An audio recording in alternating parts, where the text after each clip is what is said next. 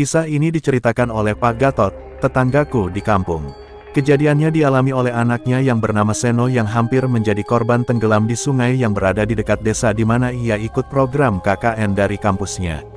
Kalau tidak salah dengar di suatu desa yang berada di daerah Kulon Progo, DIY. Bisa dikatakan lokasinya sangat terpencil, sehingga kalau dia mau telepon lewat HP harus mencari daerah yang agak tinggi, semacam bukit, untuk bisa mendapatkan sinyal. Kejadiannya sekitar tahun 2010-an. Seno bersama beberapa temannya melaksanakan KKN di desa itu selama 3 bulan. Tapi baru 2 bulan berada di sana, ia harus pulang lebih awal karena kondisi fisiknya tidak memungkinkan untuk mengikuti kegiatan KKN seperti yang lain. Baru setelah kondisi badannya membaik, dia kembali lagi ke sana untuk menuntaskan kegiatannya. Saat itu akan memasuki bulan Ramadan atau puasa. Seno, teman-temannya serta pemuda-pemudi desa tersebut bersama-sama ke sungai untuk mencuci tikar-tikar dari masjid supaya bisa dipakai untuk kegiatan sholat tarawih berjamaah di bulan puasa oleh para warga di desa tersebut. Sungai yang didatangi lumayan lebar, agak dalam, berarus deras, dan banyak batu-batu besar. Mereka kemudian mencari lokasi di pinggir sungai yang tidak terlalu dalam dan tidak terlalu deras airnya serta tertutup batu-batu yang besar. Seno yang pintar berenang akhirnya masuk ke dalam air sambil membawa tikar untuk direndam dan disikat, dibantu oleh beberapa temannya yang berada di pinggir sungai. Tentunya semua dilakukan sambil bercandaria, siram-siraman air sampai basah kuyup. Tak jauh dari lokasi Seno berada, sekitar 10 meteran agak ke tengah sungai, ada semacam pusaran air yang berputar cukup kencang. Seno dan yang lainnya juga mengetahui hal tersebut, jadi mereka tidak berani terlalu ke tengah untuk mencuci tikar. Tapi saat itu, tanpa Seno dan teman-temannya sadari, Seno semakin menjauh dari pinggiran sungai, dan badannya semakin lama semakin terendam hingga mendekati pusaran air tersebut. Temannya yang lain kemudian berteriak memperingati Seno untuk kembali ke pinggir. Seno yang tidak menyadari kalau dia sudah berada di tempat yang agak dalam, tersadar mendengar teriakan temannya. Lalu dia berusaha berenang ke pinggir mencari lokasi yang lebih dangkal. Seharusnya dalam kondisi normal, dan Seno yakin sekali dengan kemampuannya berenangnya, dia bisa kembali ke pinggir sungai. Tapi saat itu yang terjadi adalah Seno merasa ada yang memegang salah satu kakinya yang berada di dalam air dan menariknya menuju ke arah pusaran air. Tentu saja Seno menjadi panik dan ketakutan.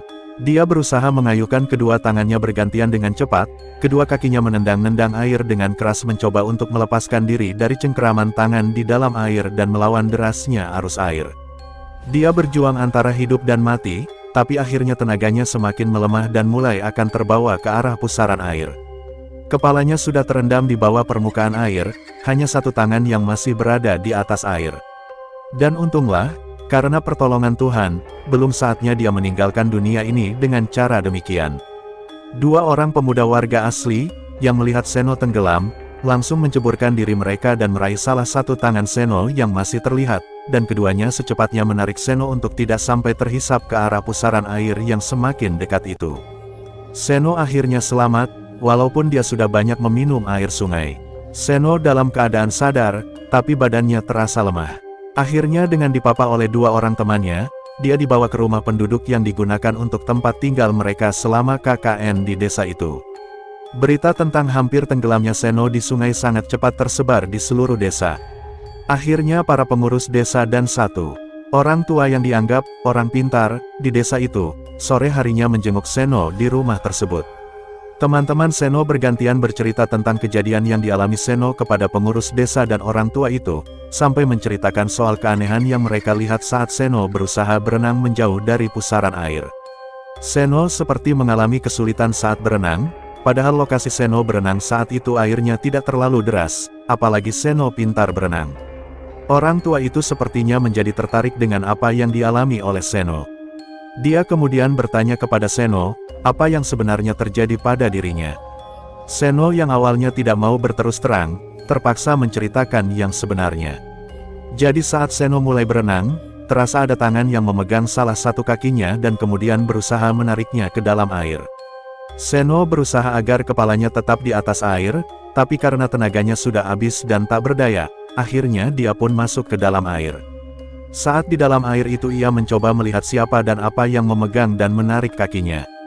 Secara samar-samar karena keruhnya air, dia seperti melihat ada sosok orang yang sedang berada di dalam air.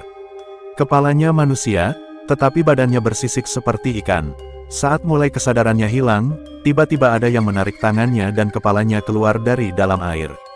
Saat itulah cengkeraman pada salah satu kakinya dilepas oleh sosok yang ada di dalam air itu, dan kemudian sosok tersebut menghilang dalam keruhnya air. Usut punya usut, ternyata daerah yang ada pusaran airnya tersebut memang dianggap cukup angker oleh warga di sana, apalagi kalau hendak berenang atau mandi. Sebenarnya pemuda-pemudi di sana tahu juga kalau lokasi di sana agak angker. Tapi karena memang niatnya bukan untuk berenang, melainkan hendak mencuci tikar dan agak jauh dari lokasi pusaran air, mereka pikir tidak perlu melarang Seno dan teman-temannya mencuci di sana. Wah, nak Seno itu beruntung sekali bisa lepas dari siluman ikan itu dan bisa ditolong sama dua pemuda warga kami. Tapi selain itu, ada yang membantu menjaga kamu juga yang mengusir siluman itu dan akhirnya melepaskan cengkeramannya di kakimu, kata orang tua itu setelah selesai bermeditasi. Seno jadi agak bingung setelah mendengar kalimat terakhir dari orang tua itu, soal ada yang ikut menjaganya dan membantunya terlepas dari siluman ikan itu. Akhirnya dijelaskan oleh orang tua itu, kalau dari garis keturunan keluarganya, dia termasuk cucu dari orang yang suka prihatin. Memang almarhum kakek buyut serta kakeknya Seno juga memiliki kemampuan spiritual dan senang berpuasa.